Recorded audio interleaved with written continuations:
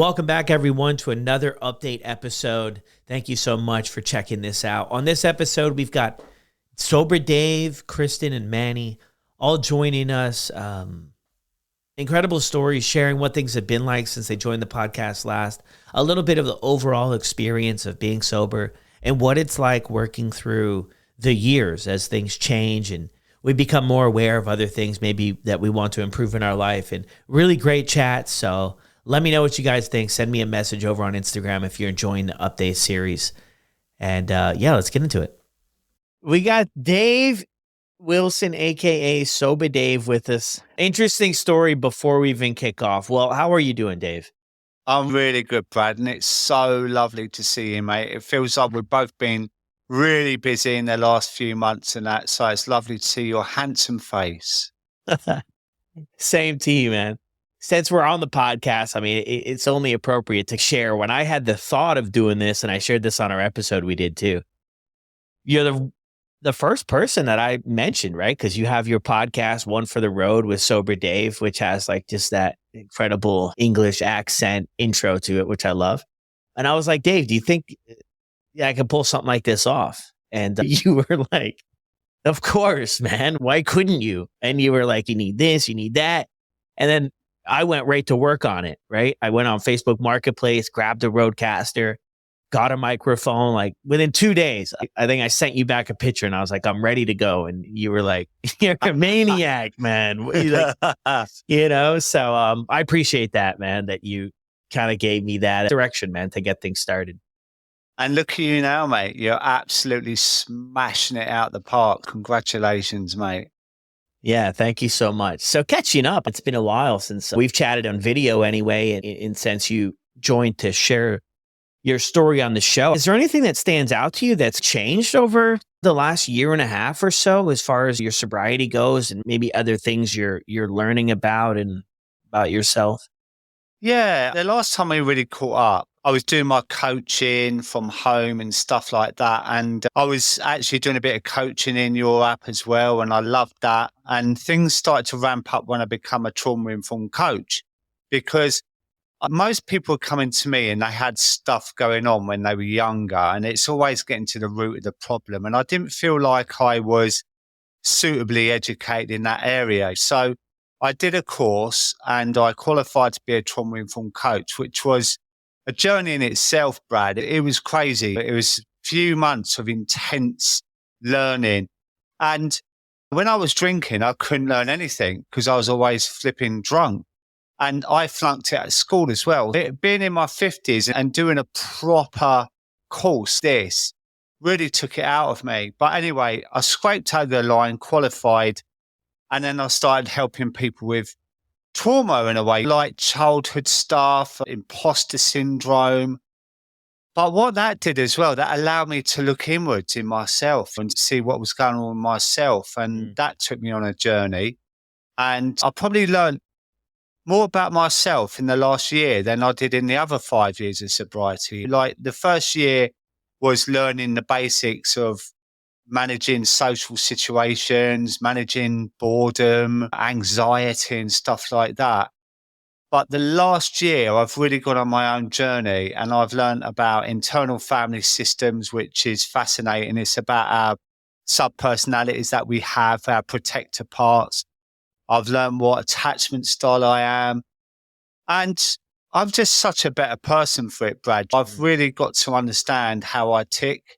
I probably never will fully understand how I work because I'm a maniac. But yeah, I feel in a really good place now. And that's led me on to looking at my career because I'm getting a bit older now. And we've discussed this privately about my venture into corporate, in the corporate world. And that's been going really well. But what I've realized is that there aren't many companies that want to have this discussion. And I've really noticed that, like big banks in the UK have said, we haven't got a problem with alcohol in this country and whatnot. And it's every industry has got a problem with alcohol. Every single person knows someone that's got an issue. And there's a real resistance, I find, in actually landing these gigs in corporate because they just don't want to open up the conversation. So that's been a Yeah. battle for me. But the companies I have worked in have been amazing. I've done webinars, I've done in-house things, which has terrified me, Brad, because we're used to sitting in our chair in our comfort of our own home. So going into a corporate and seeing a load of people coming into the room and sitting down and doing a presentation has been a challenge in itself. Yeah. Yeah. And the people that, we meet with in our chair, they, in one way or another, signed up or asked us to help them. And when you go to another group where the company has made this meeting for everybody to join, it's different, right? It's so interesting you bring that up about, hey, in our industry, we don't have a problem. There's always this thing on the podcast with everybody's story, right? Whether it's the restaurant employee, whether it's the car salesman, whether it's the marketing person working in marketing. Well, it doesn't matter what it is. You know what they all say? Oh, the drinking, you wouldn't believe it. And the same goes with countries as well. They say, oh man, we have someone from the UK or someone from Ireland or someone from Vegas, wherever it is, the USA.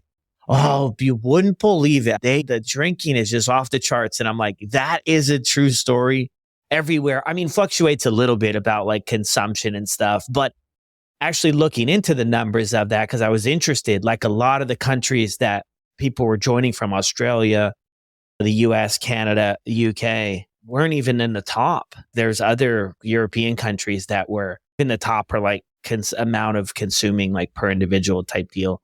That's great for you though, man, to bring the conversation. And I think, correct me if I'm wrong here, but I think that it's just about starting the conversation.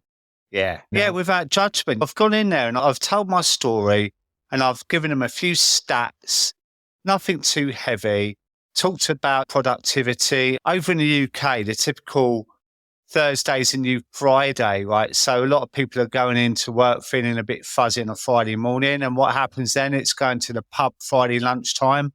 What kind of productivity is there going to be Friday afternoon in the workplace? Very little, right? Monday morning. So it's in their interest to get it in. But what's interesting as well, Brad, is what you say about people involuntarily going into these meetings. Do you know what I mean? Where they're forced to go in.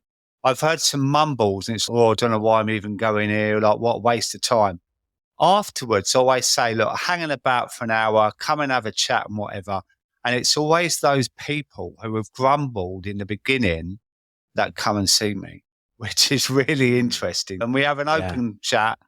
And it might not necessarily be their problem. It might be someone they know or a partner or whatnot. But I think it's getting the conversation out there in a non-judgmental way that encourages people to speak up about it.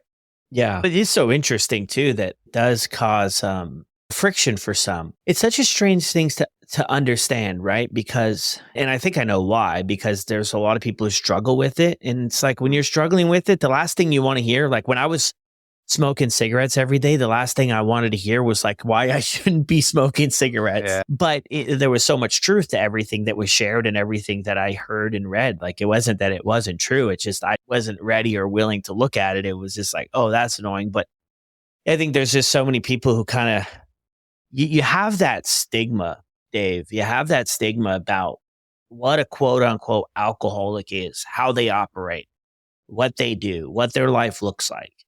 And all of this stuff we've seen in the movies, and it's just been this character, I think, that's been built up. And as long as my life doesn't look like that, it's like it can't really be a problem. But like you and I know with the work we do, like that none of that stuff actually matters. It doesn't matter where you work. It doesn't matter that you're married. It doesn't matter that you have kids. It doesn't matter. It's about how do you feel about how drinking is impacting your life. It's not about quantity. It's not about frequency. It's about how do you feel about it. And I think that maybe throws some people off a little bit.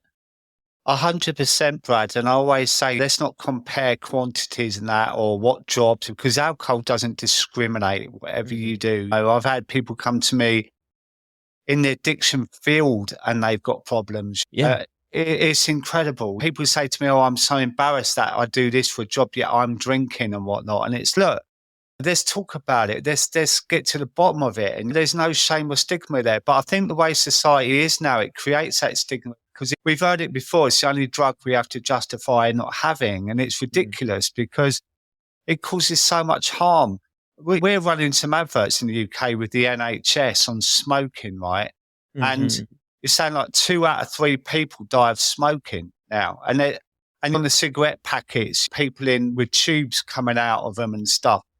They don't have any such thing about alcohol, yet it causes 7 types of cancer, domestic violence, mental health, suicide. It's crazy.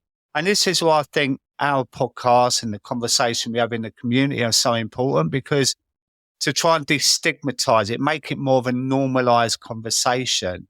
Yeah. And the big thing, you asked me in the beginning how things changed, Brad.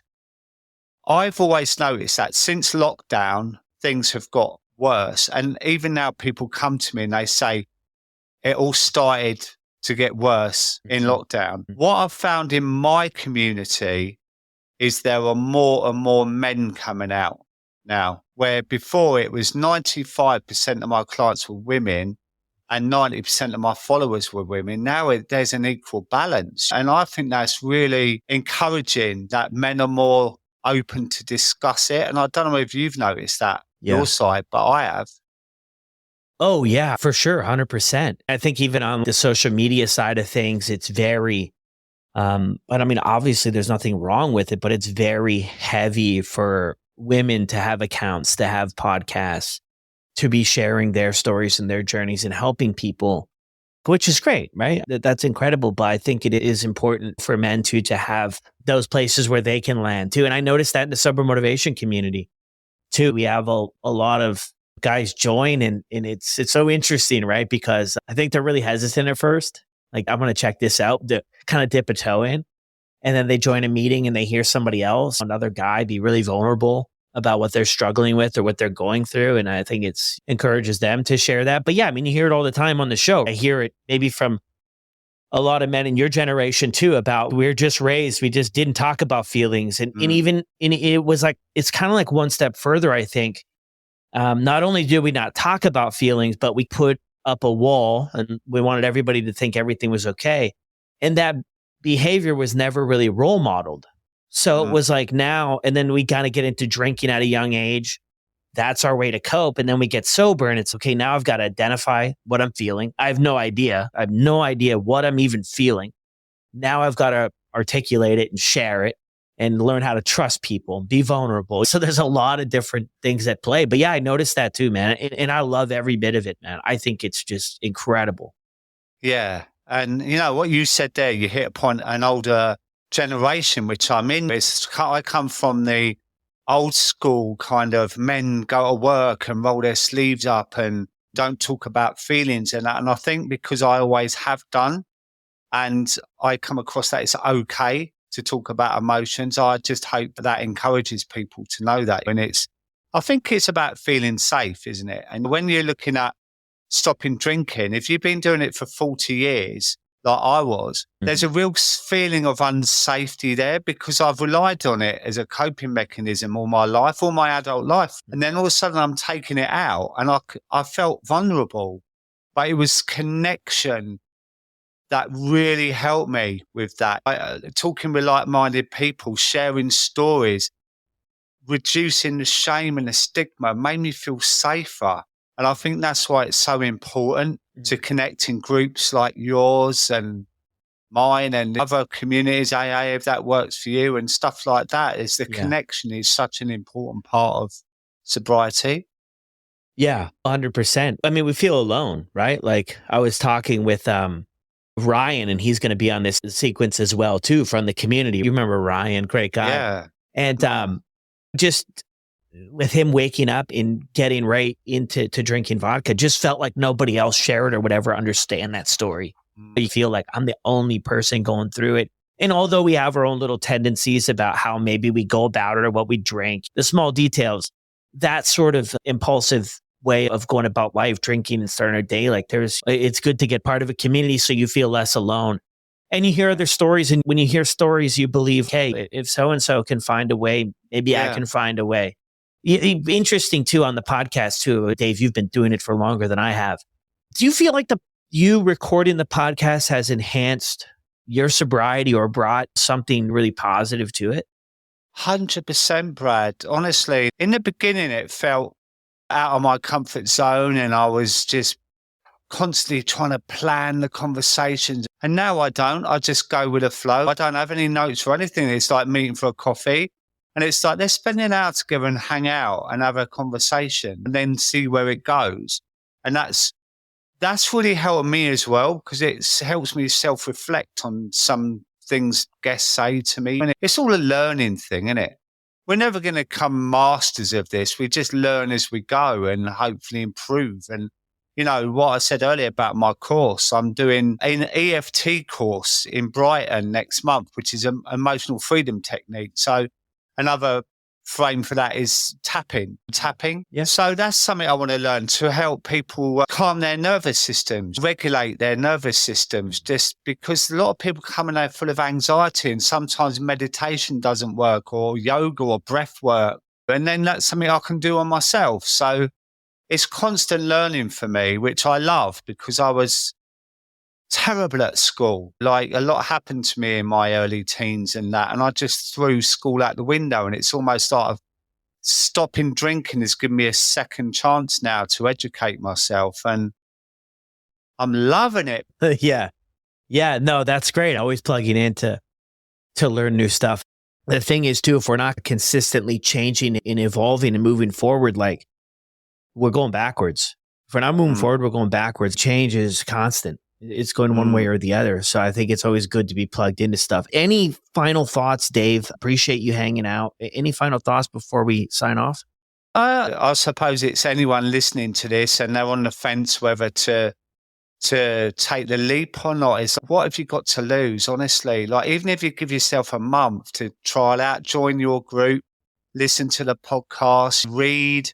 Education really helped me understanding what alcohol did to me and understanding who I was as a person. But I think in the beginning, it's just concentrate on the basics and a day at a time, as we both know. Just concentrate, get your head on the pillow at night and go, that's another day ticked off. I'm doing really well. Look in the mirror and start speaking to yourself in a more positive way because we've spent years running ourselves down. I used to call myself an idiot on a daily basis, useless, what a waste of space. And I learned that really affected my mood in the day. So it's, you're doing all right, you are. You're trying your best. At least you're trying to change. And just give yourself the opportunity, treat it like an experiment and go, let's see how good I can feel in 30 days. Eat the right foods, bit of mindfulness, have some sleep. And at the end of the 30 days, reassess it and go, do I really want to go back to that? Or do I want to do another week or another 30 days and keep moving forward that way? And I think at least that way, it removes the pressure of forever for a start.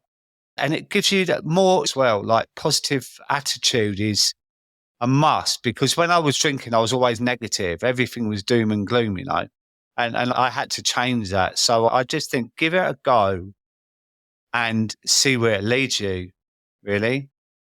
Yeah, I love that. Yeah, I mean, you have to get started somewhere, right? You hear people share too sometimes, like, I'm on my first day and it's that heavy tone. And it's like, man, like, great job. That might be the hardest one to get through for a lot of people. So it's like, pick your head up.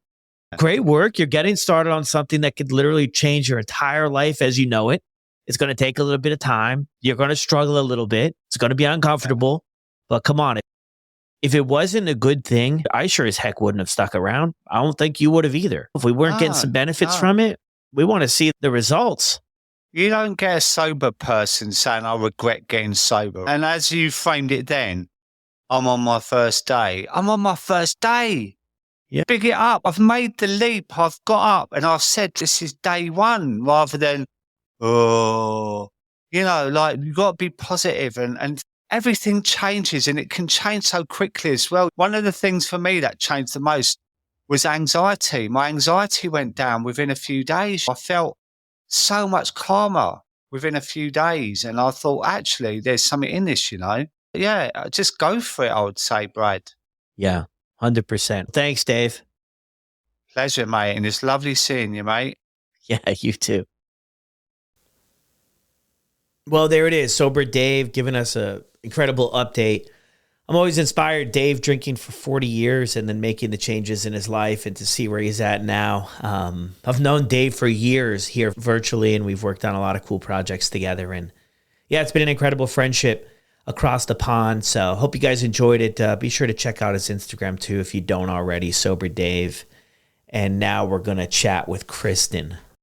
Welcome back, everyone. We have Kristen with us today, who just last week, right? 4 years last week? Yep. Wow, and that's incredible. Give us a little recap from the episode since we recorded a little while ago of your story and how things look for you towards the end and where you are now. Yeah, so 4 years ago, I was deeply struggling with alcohol and Xanax addiction. And I was just in a horrible place. I was physically dependent on Xanax and alcohol, specifically wine. And at first, I was functioning for a while. I got to a place where I no longer had it under control. My family ended up having an intervention with me. I tried rehab. As soon as I got back from rehab, I relapsed. And then my family got me into a recovery house, and I ended up living there, getting sober. And after that, I have been sober ever since.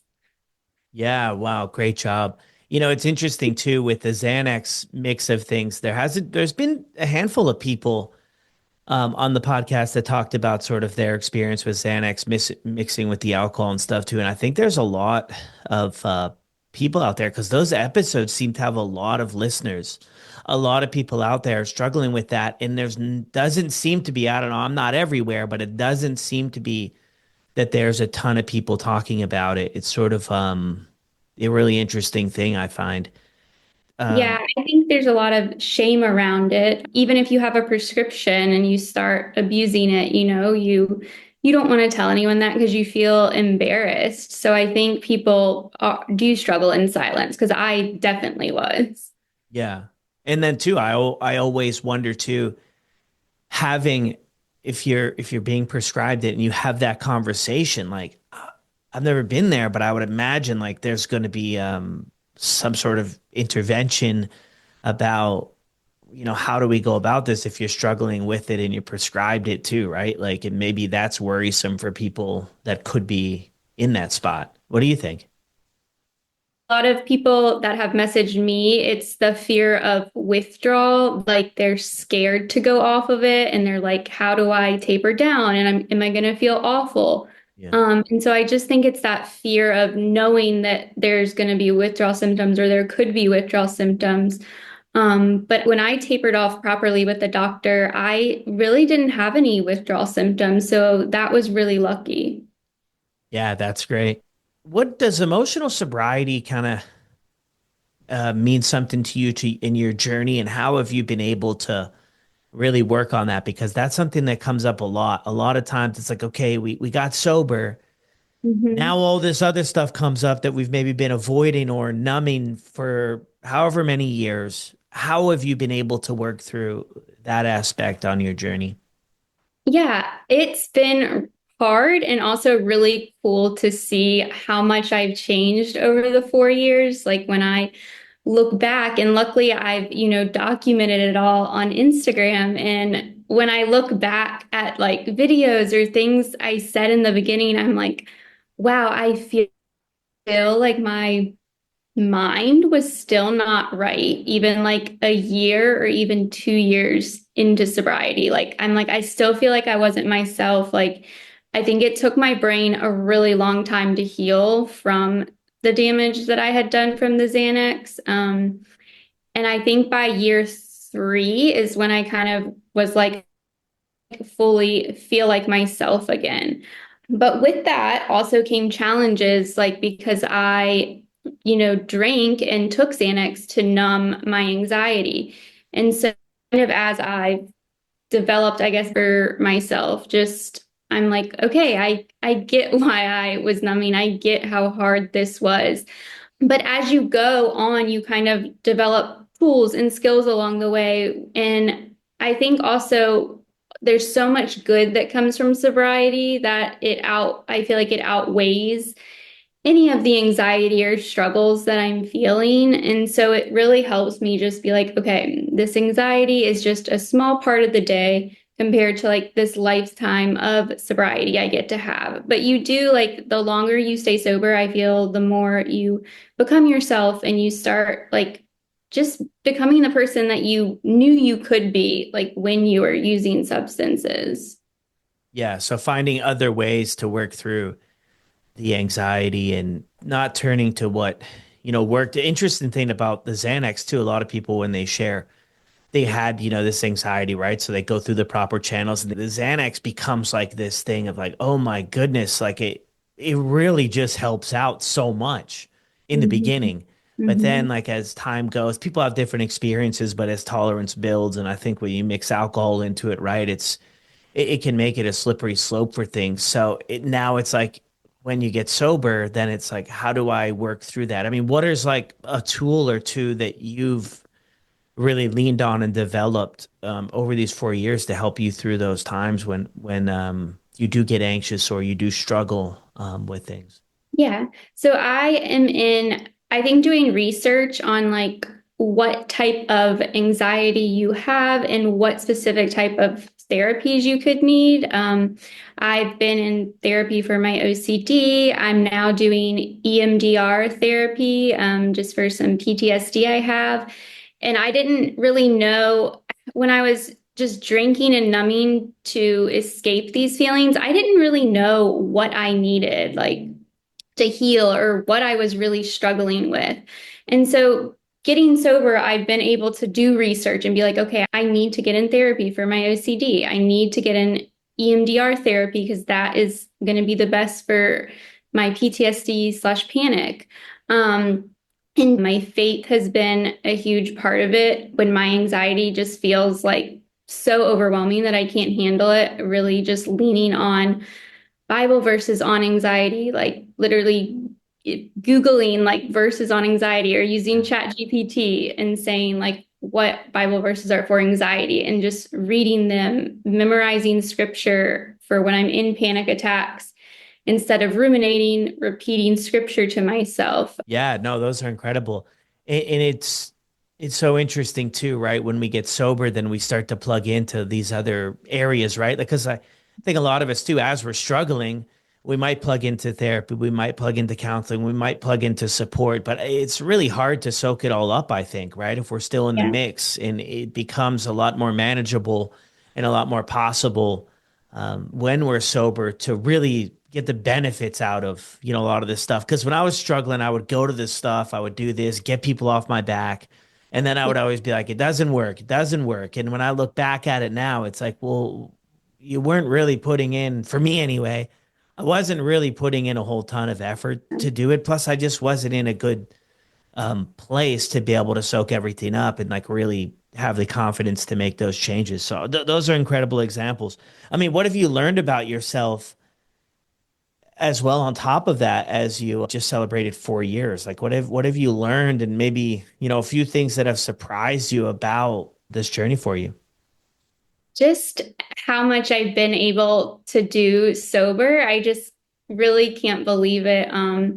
I mean, in these past 4 years, I have like gotten a promotion at work. I've moved. I just put a contract in for like my dream land to move on. Like, just all these things. I got a puppy. I found the person I think I'm going to marry. Just like, it's like literally all these things I used to write down in active addiction and dream of and never thought that I could do. Like, I now have all that because of sobriety. And I mean, I've gone on the news, like, which I never thought I could do because of anxiety. Like, just all this stuff that drinking and using Xanax to numb, like, it holds you back from so much that, like, I feel like when you're doing that, you just can't be the person that you're meant to be. And when you let go of all of that, it feels really scary at first. But then the longer you stay sober, like, seriously, it's like each year more and more blessings keep happening as I continue to become myself again and figure out who I am. Yeah, stick around. That's the thing is sometimes I feel like we want the instant gratification of staying sober. Now I'm 90 days sober and I want everything to change overnight. And although changes are taking place, some things as well take time. And It like does. I look at it like there's levels to it. And, Yes. and new things come about the more we show up in this direction. Always curious too when I meet with other people who share their story on social media too.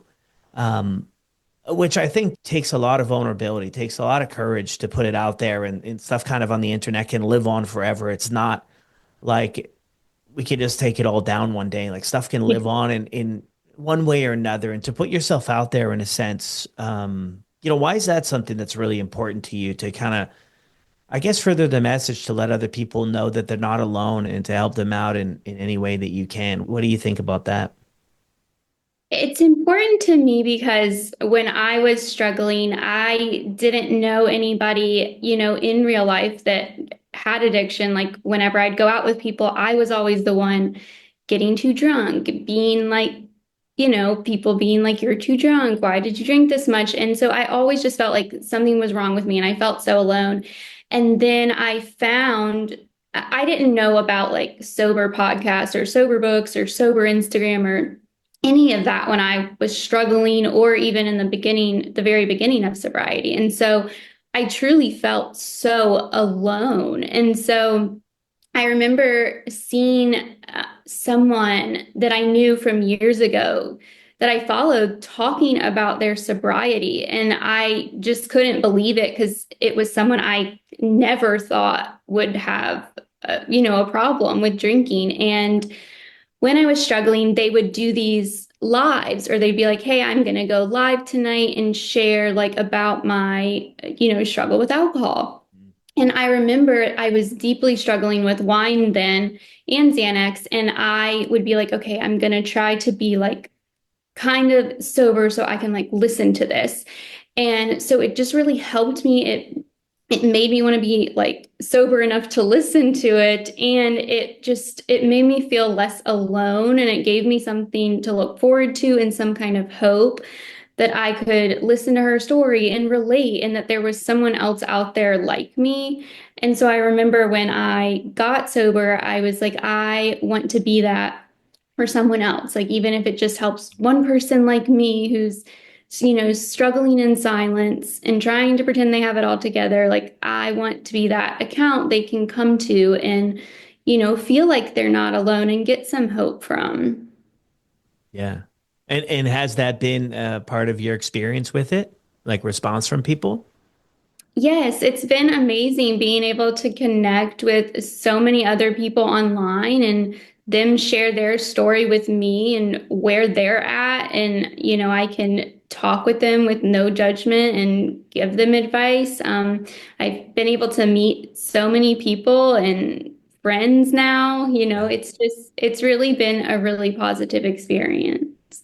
Yeah, that's incredible. And too, I mean, it's interesting too there where that kind of helped you out and now you flip it around to be that for somebody else. I mean, that's a common trend that we hear a lot, right? Is we didn't know any sober people in our life, right? Like we didn't have that maybe example or even what it's going to be like, right? In our perceptions of what a sober person was, like, come on, that's like how much fun is that going to be? Or, what does that even look like? And that's boring because there was a time in my life too, I even reflect on where I just couldn't wait to go out to party, to mingle, to connect, and all of this stuff. There was a part where I thought that would be my whole life. Like that would be Yeah. my whole life. I'm like, it'd be my whole life. And I was like, this would be incredible.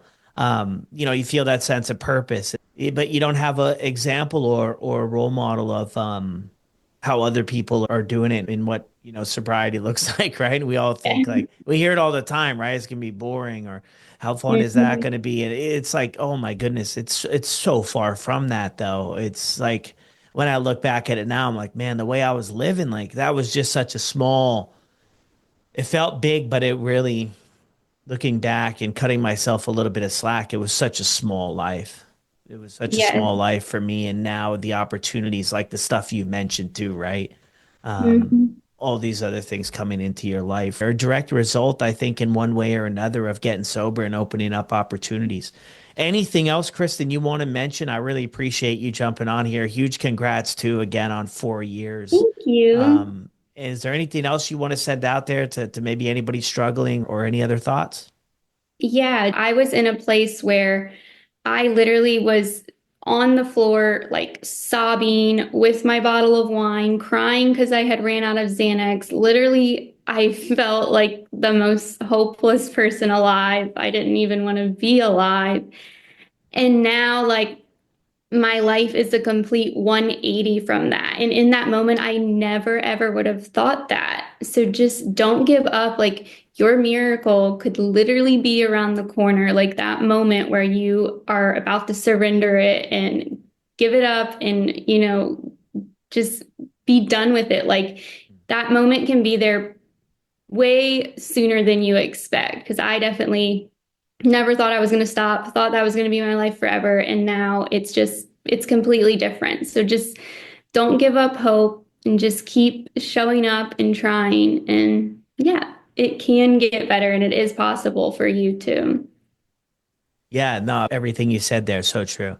And it's always interesting how we kind of reflect back. Yeah, I mean, I remember like it was yesterday. I never thought my life would change or be any different than, the way it was. And like so many years later, I'm just waiting for somebody to turn the lights on. Like, is this some sort of joke they're playing on me of like how much things can actually change Mhm. in our worlds by, I like the way you put it there about just surrendering. Some people talk about surrendering to win. In many other areas of life, that doesn't make, the most sense, right? Like if we're doing a sport or something, you surrender, well, you're not going to win, you lose. But in this case, it's giving up that fight and just saying like, enough is enough. I'm not going to be able to do this maybe Mhm. the way I once did.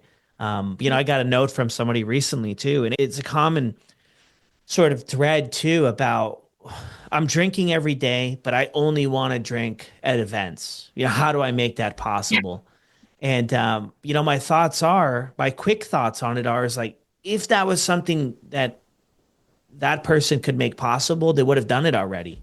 Exactly. It's like if I could have just drank on weekends and not made a mess of my life, like I would still be doing that. Like I don't know that I really wanted to give up drinking and really wanted to give up drugs. I think that the pain was just increasing to where I was like, maybe I'll just try this. And then as I went on, it's like I couldn't imagine my life any other way. But I think like if we're trying to put this fence around it, it's something to have a look at, because if we could do that, like we would do that, you Yeah, know? that never worked for me either. And I wasted years trying. Like, I'd be like, okay, this month I'll just drink beer instead of wine. I'll only drink on this night. Like, and it never works. It always ends up over time getting worse and worse. Yeah.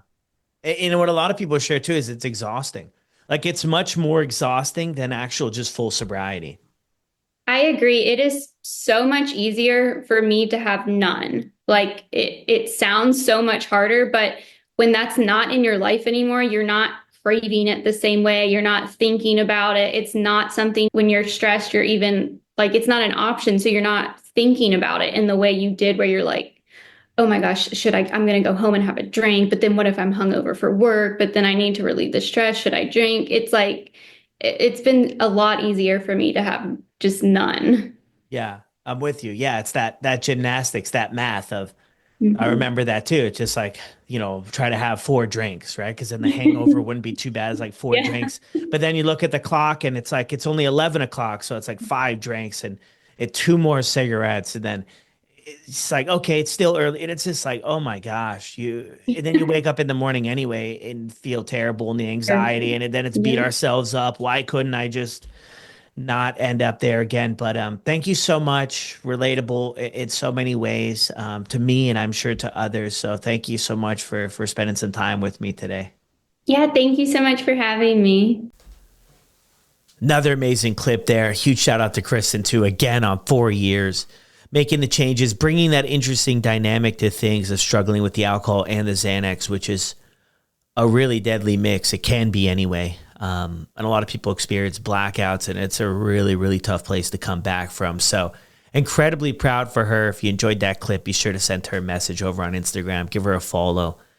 Just puts out really cool stuff, lifting people up and sharing her experience and how things were and how far she's come. So incredible stuff. We're going to catch up with Manny next. Manny was on the podcast long, long time ago. When we first met, we touched about it a little bit here, but Manny, after we connected, he said, you know what, I'm going to start a show.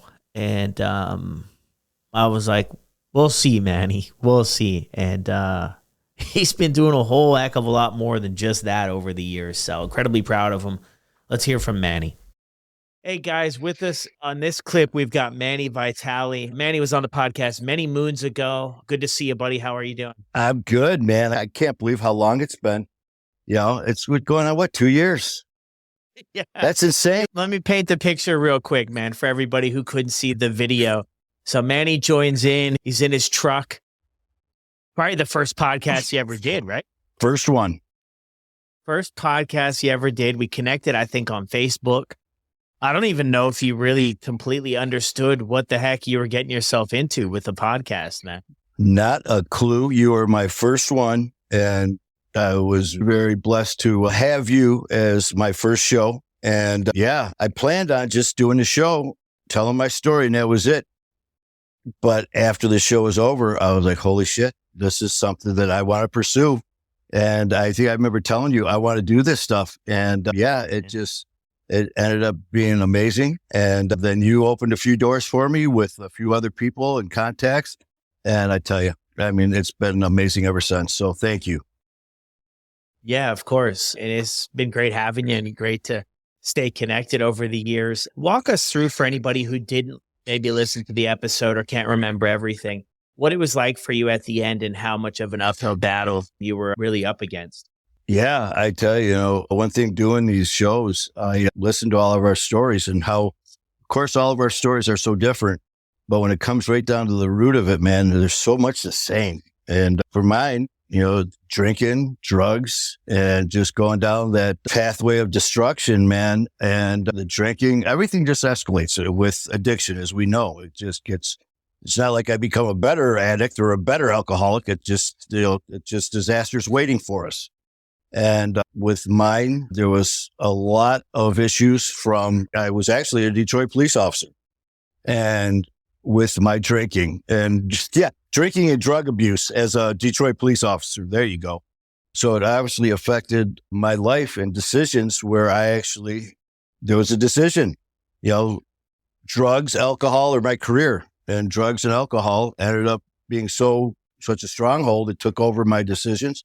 And I ended up leaving the police department. And I always ran with a bunch of wild crew with the Harleys and all that. And I became a one percenter motorcycle club member with the Detroit Highwaymen. So I literally went from a lawman to an outlaw.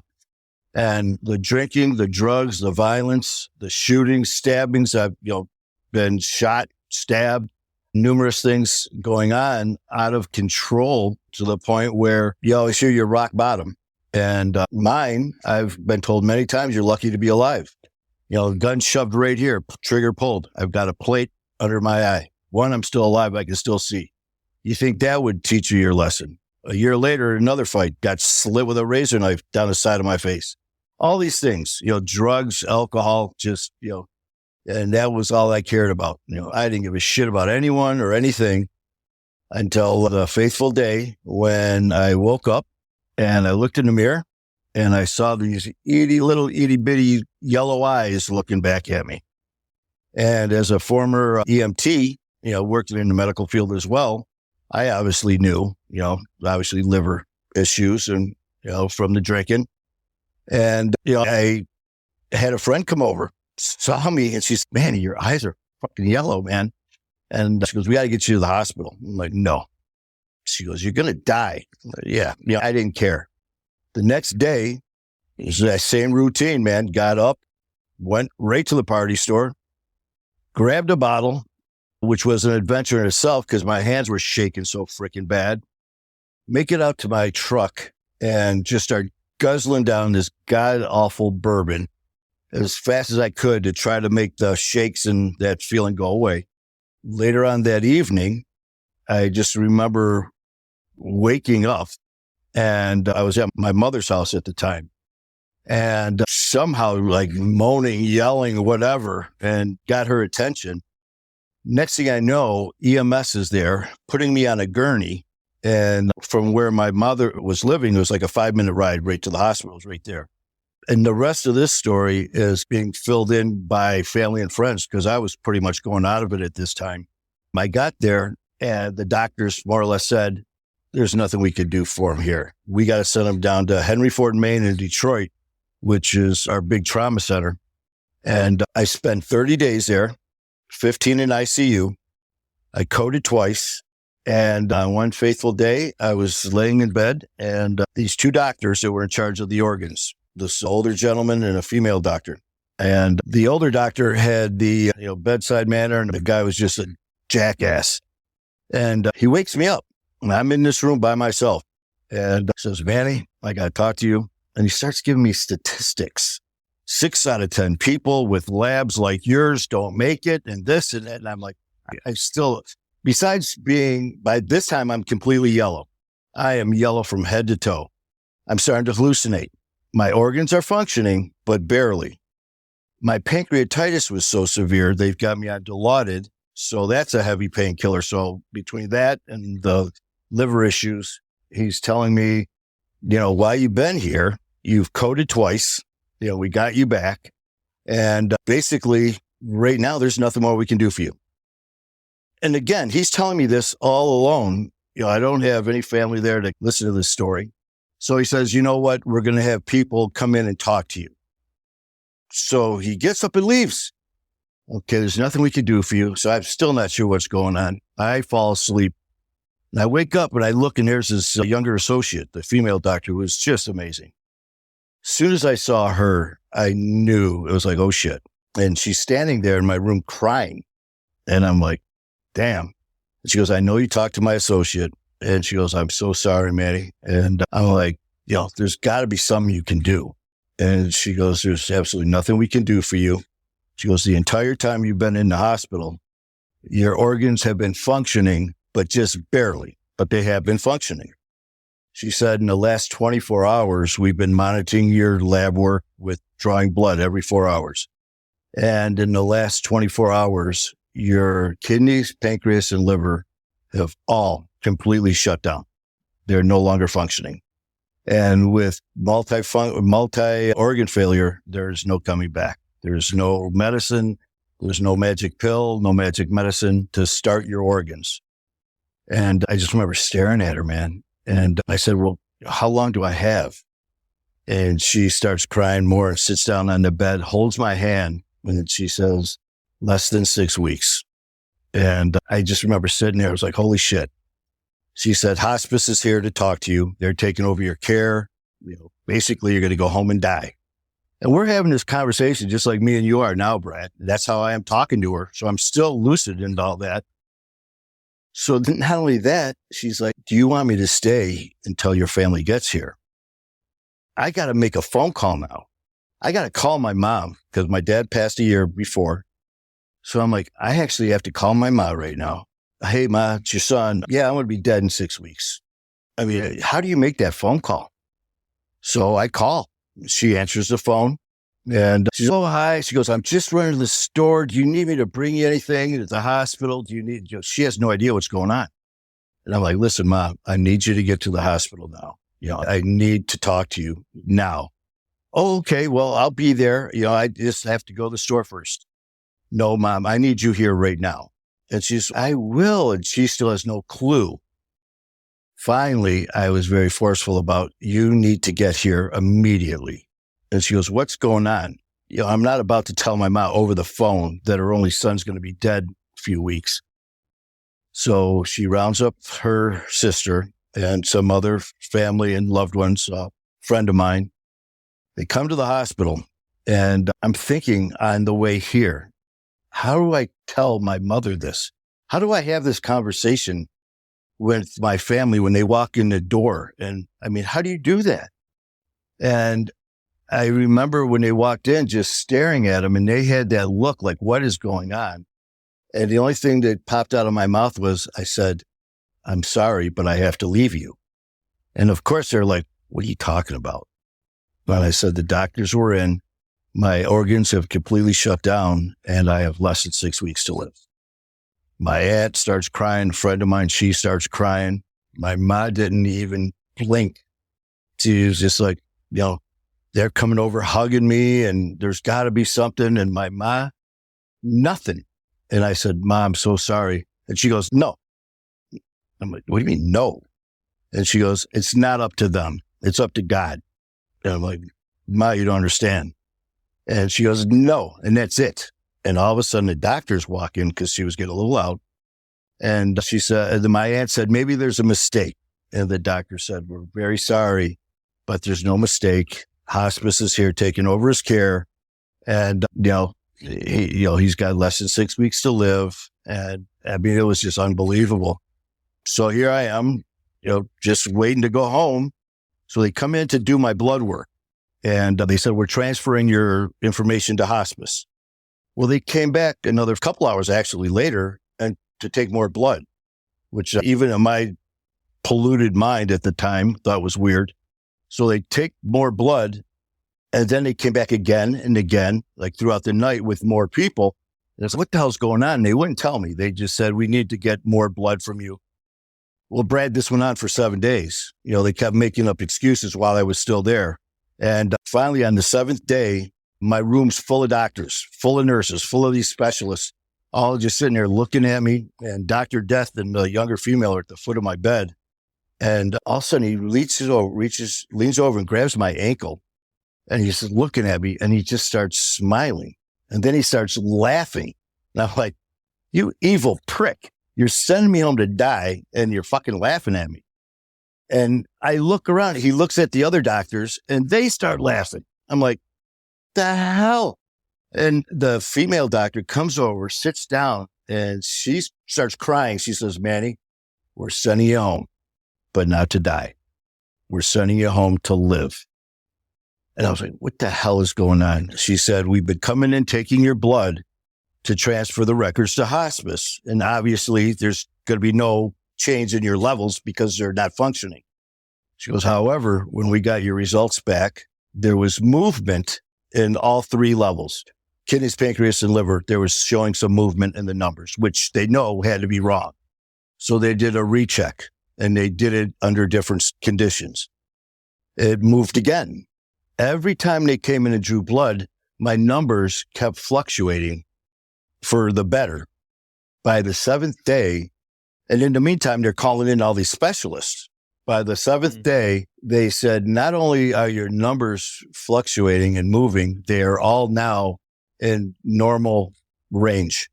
She said, you should be, she goes, when we told you 6 weeks, she goes, we were trying to give you the energy and the fight to stay alive until your family got here. And she said, we all thought you'd be dead in less than 48 hours.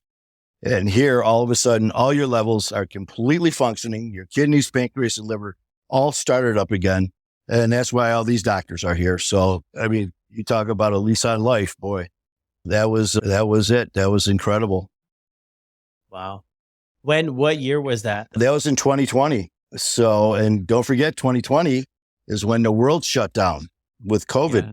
So here I am ready to die. I mean, basically every time I shut my eyes, man, it could have been the last time that I ever saw the light of day.